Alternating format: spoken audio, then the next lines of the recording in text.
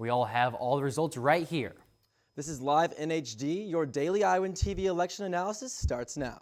Coming up, find out how University of Iowa political leaders are reacting to the election results. Yes or no? Find out how many voters decided to turn the ballot over and vote for Justice Wiggins. Thousands of people voted early, but precincts in Johnson County were still crowded on Election Day. We'll tell you how many people showed up to cast their ballots. And find out if Johnson County said yes to the proposed Justice Center in Iowa City.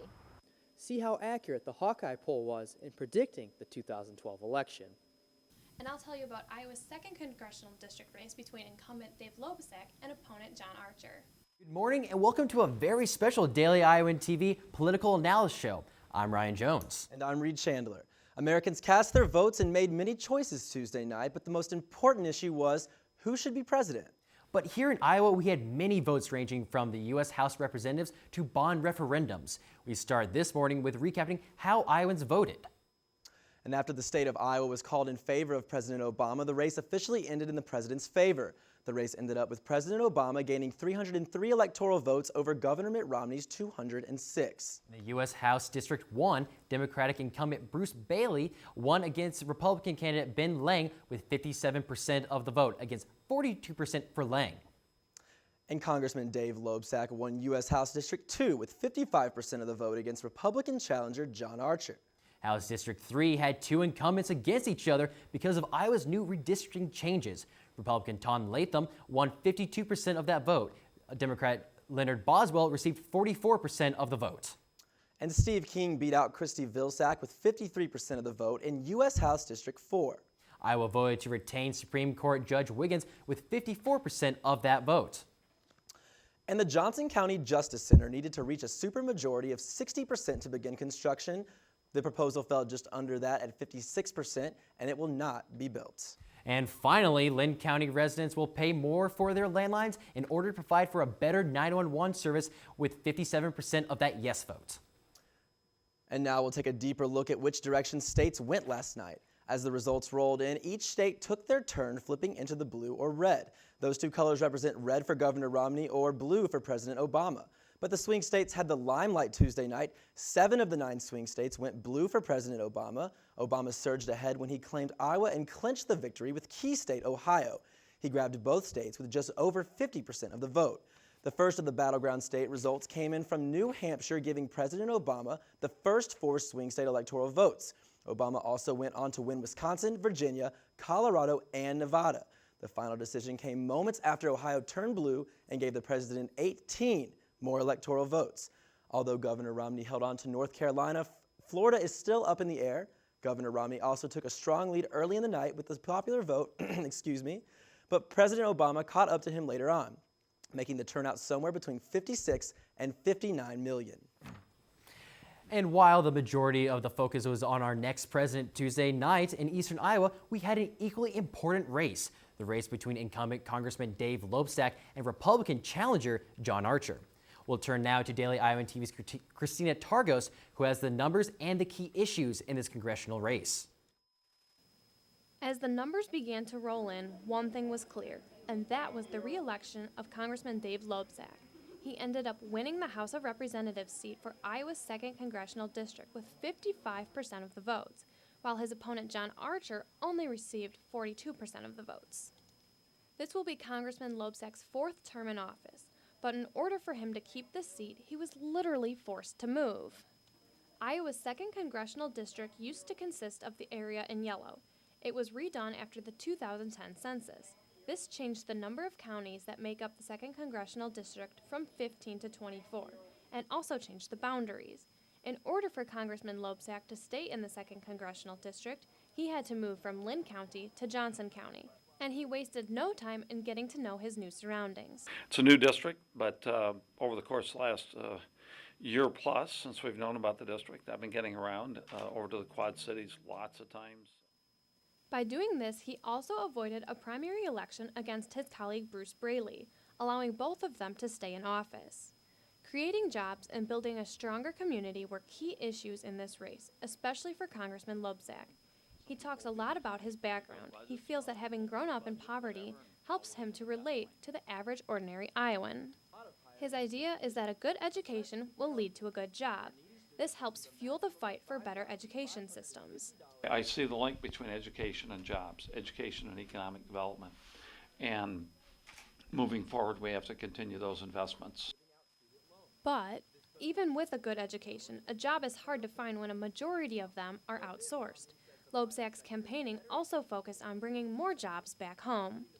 While these were also issues in Archer's campaign, he was more focused on balancing the federal budget. We can't continue spending $1.2 or $1.3 trillion more than we bring in and add that to a $16 trillion debt. The problem with that focus was the needs of the district. The 2nd Congressional District includes counties with some of the highest unemployment rates in the state. More people in the 2nd Congressional District can relate to the need of more jobs and better education. And this really showed in the numbers. 15 out of the 24 districts in the 2nd Congressional District voted for incumbent Loebsack. Congressman Loebsack took the biggest victory in Johnson County. He received 48,669 votes. Archer received only 22,214 votes. The closest race in all the counties happened in Washington County. The percentages were actually tied at 49. Congressman Loebsack received 5,221 votes, and Archer received 5,182.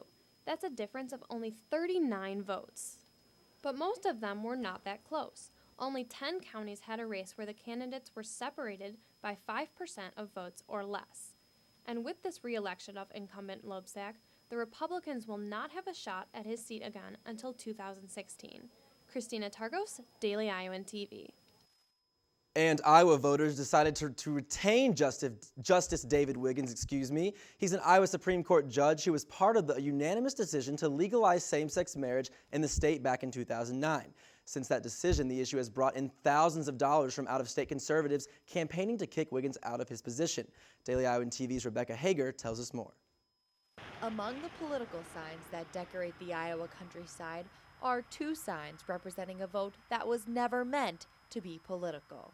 No Wiggins and Vote Yes Justice Center.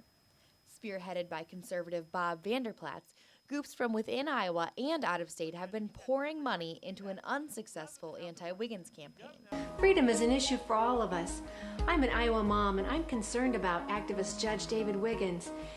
But 3 years ago, their campaign was successful, and money played a major role. Former Supreme Court judges Marcia Turnus, David Baker, and Michael Streit were all recalled from the Supreme Court after over $1 million were spent campaigning against them.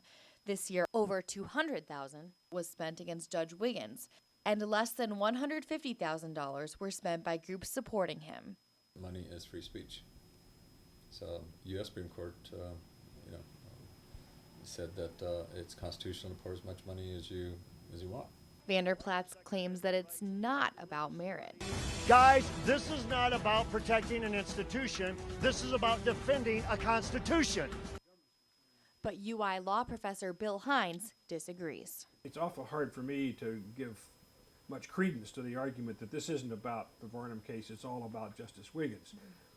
And more proof can be found in the donations. Citizen Link, a family advocacy group that promotes religious values, spent $50,000 to fund anti-Wiggins bus tours. Patriot Voices, funded by conservative Rick Santorum, spent $25,000, and $10,000 came from CatholicVote.org. And that could have created a big problem for Wiggins. Because even though there's a campaign being run in his favor, it doesn't have the kind of money that the campaign against him does. Despite conservatives like Vanderplatz, more and more states are jumping on board.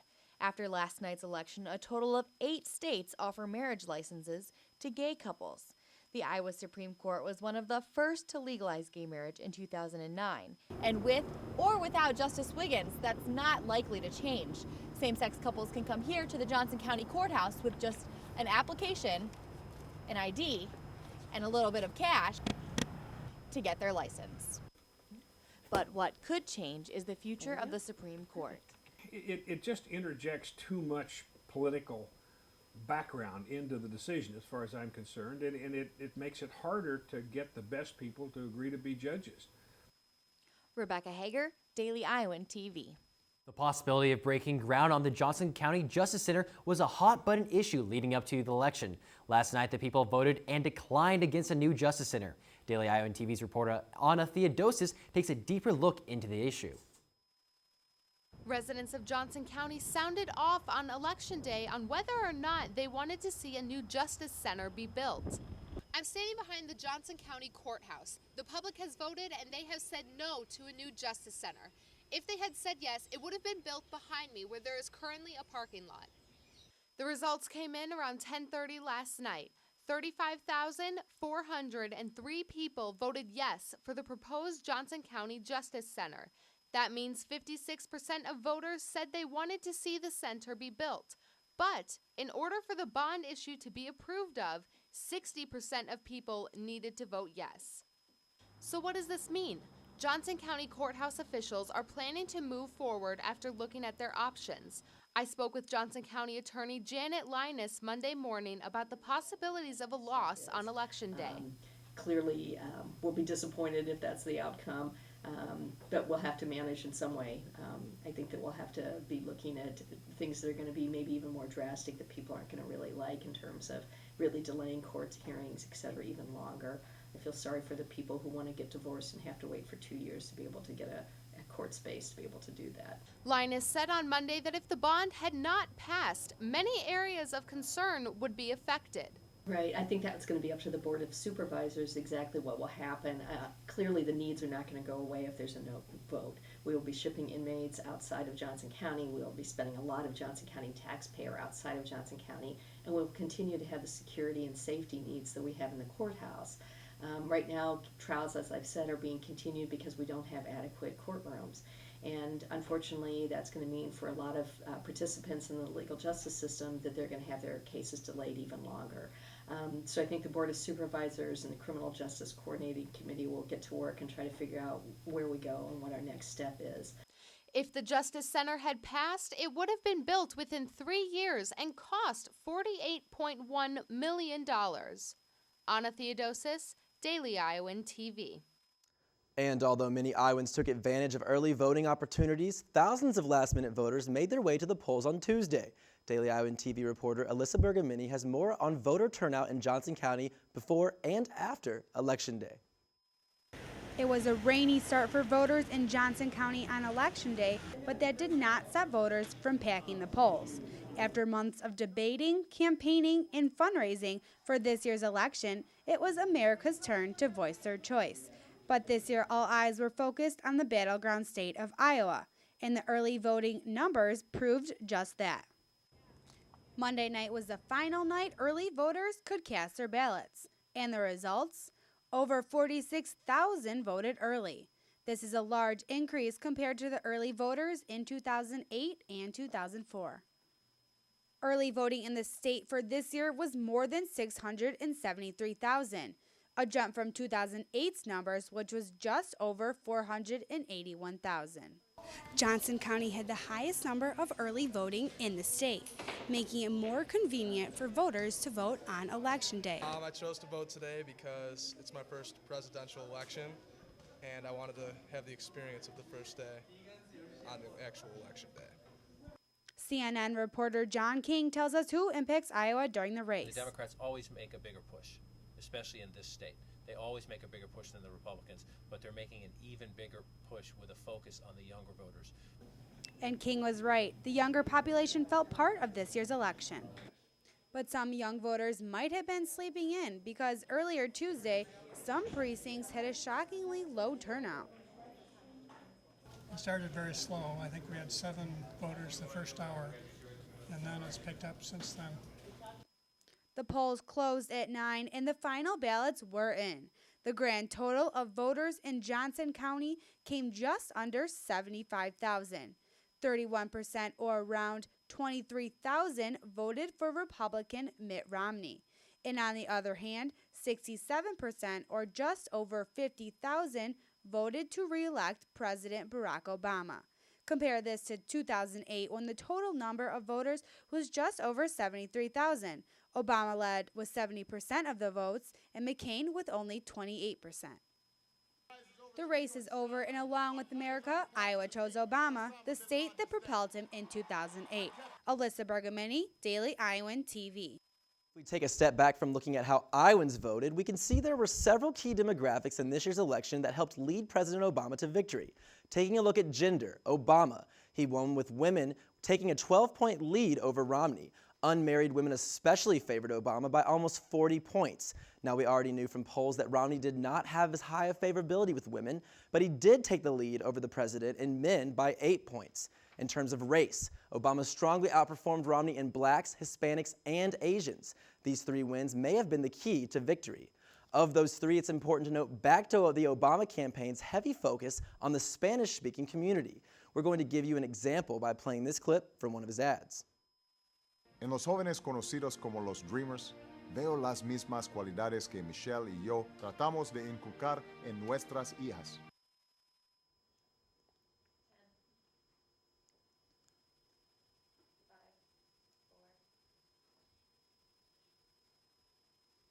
Now, other groups were more contested, like Christians. Romney narrowly took Protestants, Obama narrowly took Catholics. And finally, age. Perhaps not a surprise here, young voters had a higher support for Obama, and Romney took the older crowd. And there's your breakdown of how the demographics lined up. Now, Ryan, we've talked a lot about the presidential race. You've got the details on the congressional race. That's right, Reed. Now, while the Democratic Party gets to keep their president in office, the Republican Party maintained control of the House of Representatives, and Democrats were actually able to hold on to their Senate as well. This means President Obama will face the same divided Congress he has for the first 4 years of his presidency. House Speaker John Boehner easily won re-election without any opposition for his current position. He claims the split houses means voters want both parties to find common ground and work together to fix the weak economy. Republicans picked up 9 previously Democratic seats in the House. The first test of the ability of this Congress to work together to get anything done could begin as soon as next week. Democrats now hold a 57 to 47 majority in the Senate, which includes 2 independents who usually vote with the Democrats. And it's important to mention there were a lot of notable decisions made in this year's election, many based around major social issues. First, Maine and Maryland legalized gay marriage. The 2 East Coast states are now the 7th and 8th states to allow same-sex couples to marry, and they are also the first states to do so through the people's vote. This breaks a 32-state streak dating back to 1998 in which gay marriage had been denied by every state that voted on it. And another decision regarding gay rights? Yeah, that's right. Tammy Baldwin was elected as the first openly gay senator in the nation, representing the state of Wisconsin. She beat out the former Wisconsin governor, Tommy Thompson. According to the Nonpartisan Campaign Finance Institute, the Baldwin-Thompson race was among the most expensive Senate race in the country.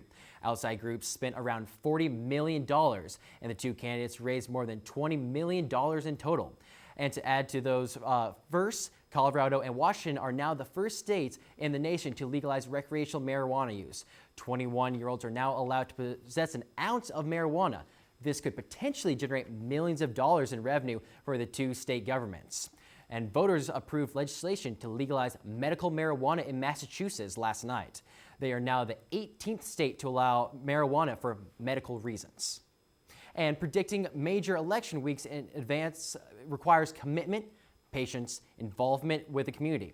Once a group of UI students set out to accomplish this task during the fall semester by surveying potential voters across the state of Iowa. Daily Iowan TV's Brad Maxwell takes a look at the results of the Hawkeye poll and just how accurately it reflected this 2012 election. Stressful weeks, constant communication. Students participating in the Hawkeye poll have been placing hundreds of calls across Iowa trying to form an accurate prediction of the 2012 election. But after the ballots were cast and voters had spoken, poll organizers were reminded that anything can happen in a presidential election. It's surprising at times. They don't always give you the answers you're expecting. But certainly if you look at Iowa as a swing state over the years, it's been very close the last few elections, always within a few percentage points. Throughout the fall semester, individuals taking part in the Hawkeye poll have surveyed hundreds of Iowans, gathering statistics and analyzing the data in an attempt to predict the outcome of the election.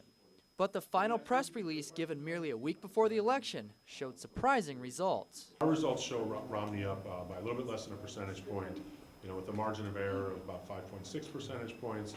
The margin of error proved to be significant in the 2012 poll, with President Obama claiming Iowa by approximately 5 percentage points. Still, officials from the Hawkeye poll are looking to improve accuracy rather than dwell on the results. Our goal, of course, is to try and get as accurate a portrayal as we can and complete as many responses as we can. Getting accurate results can be difficult, with many other factors in the campaign working against the poll. Over the past few weeks, Iowans have dealt with an excess of political ads that seem to pop up one after the other.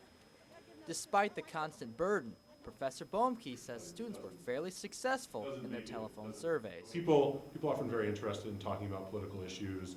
I know that the students that are involved in the survey often find that people like to talk for a long time about political issues. The Iowa poll didn't reflect the final outcome of the presidential election, but students who participated in the class enjoyed interacting with Iowa voters and understanding how quickly a presidential election can change. Generally, the students that are in the class are really vocal about it and they really like it, but the students that we get as volunteers are a little tentative, but they end up really enjoying it. I think they usually get a kick out of most of their responses. Regardless of the final results, the Hawkeye poll continues to provide students a chance to interact with Iowa voters and take part in the complex world of American politics. I'm Brad Maxwell, Daily Iowan TV. It's no secret that President Obama targeted much of his campaign efforts toward college-age students. Daily Iowan TV reporter Nicole Meehan had a chance to talk with UI's very own president of the College Democrats last night at their watch party. Here's what she has for us. Thanks, guys. I'm here with Catherine Valdi, the president of the UI Dem Club. And Catherine, I can assume that you're pretty excited about the results. Can you tell me what your biggest surprise was of the night? Yeah, well, tonight has just been overwhelming. They called Iowa, and then immediately after, they called the whole election for President Obama, and that was just, absolutely amazing. I think the biggest surprise for me is seeing that Iowa came out with 83% voter turnout. That just feels like such a validation of our efforts with early voting for the last 40 days to get students to the polls, to get all Iowans out to the polls, and then to just see state after state after state for Obama. So seeing that is just amazing. And do you think Iowa played a big role in tonight's outcome? Oh, absolutely. The whole nation was looking to Iowa. The president ended his campaign in Iowa, which I went to last night and was really neat. So I think, Iowa's special, Iowa's personal for this president, and the fact that we were able to turn out the vote for him with such a huge margin just speaks really highly to the organization in this state, as well as to the enthusiasm that still exists, and I think always existed, for re-electing Obama in Iowa. And you had mentioned that, every vote counts, and it obviously was a close election tonight. Were you surprised by the closeness of it? Yeah, well, I guess what surprised me the most probably is how early a lot of states started being called for President Obama, and the fact that the swing states just one after another, kind of like dominoes, went over, seeing Florida, Virginia, which haven't been called, but were closer and weren't states that we necessarily considered to be in play until tonight. We were mostly focused on Ohio and Iowa and Wisconsin, and we feel really good about those right from the beginning, so it's been a great night. Well, thank you so much, Catherine. There you have it, viewers. The University of Iowa Democrats here. Thanks. Back to you guys at the desk. Having some technical difficulties, but we were able to. The UI Republicans were unavailable to meet in person, but we were able to speak over the phone with the group's recruitment chair. Daniel Pechanovic says he was not surprised by the results of the presidential election. Here's what he has to say about the next step for the Republicans. What the Republican Party now has to do is reevaluate where they stand on social issues, because as a Republican, we can't run any longer on social issues, because this country is moving forward in terms of progress with abortion, Planned Parenthood, birth control, and gay rights. Thanks for that report, Nicole. And here with me now is from the University Department of Political Science is Professor Carrie Covington. Thank you for coming on the show today. Glad to be here. Well, the first thing I wanted to ask is, we know your experience in U.S. elections and some of the factors that lead into how they turn out. Obama won. He was reelected. So the first question I want to ask is, what does this have to do with, and how does this affect students here on campus, as opposed to what they would have gotten if Romney, for say, right. Well, both candidates had a different approach to making plans for students. Romney's approach was to get the economy going so the students who graduate have jobs. And that led to a whole series of ideas leading with cutting taxes and cutting government spending and those sorts of things. Obama's approach was to build up the ability of students to get a good education so that they're well prepared and trained when they went to school. And so that included things like education programs, teachers, student loans for people here at the university. So I think with Obama winning, you're going to see an advocate for retaining student loan programs. They may still come under pressure because of the need to balance the budget, but I think Obama will be there to support student loan programs. Okay, and taking a step back farther, CNN released a poll on Sunday, I believe, saying that they were virtually in a tie, 49% both ways. Obviously, the Electoral College came in and put Obama, I believe, over 100 electoral votes ahead of Mitt Romney. What happened there? Well, the polls showed a close race. It was a close race in terms of popular vote. I think Obama ended up with the popular vote lead, but Obama's campaign had a very specific strategy, and it was cold-bloodedly focused on the Electoral College rather than the popular vote. And they had their states that they wanted to win, the battleground states, the swing states as we refer to them, and that's where they spent their money, that's where they put their people, and those are the states that they won. So they got that significant Electoral College victory, and the popular vote victory was something that came along with that, but was not a target of the campaign itself. Well, it was a really, tough challenge between the two of them, and we thought it was going to go much later than it did, but Obama has been reelected, so thank you for coming on the show today, Kerry Covington. I appreciate it. And, with that, we just want to say that we're going to give the last results of the election yesterday, basically, we're having technical difficulties, but we'd like to thank you for joining us here for a special live edition of Daily Iowan TV. We'll wrap up taking one last look at the presidential numbers. President Barack Obama is reelected with 50% of the popular vote. He beat out Republican challenger Mitt Romney with 303 electoral votes to Governor Romney's 206. Now that's all the time we have this morning. Be sure to join us again tonight at our usual time at 9:30 p.m. Now thanks for watching, and you have a great day.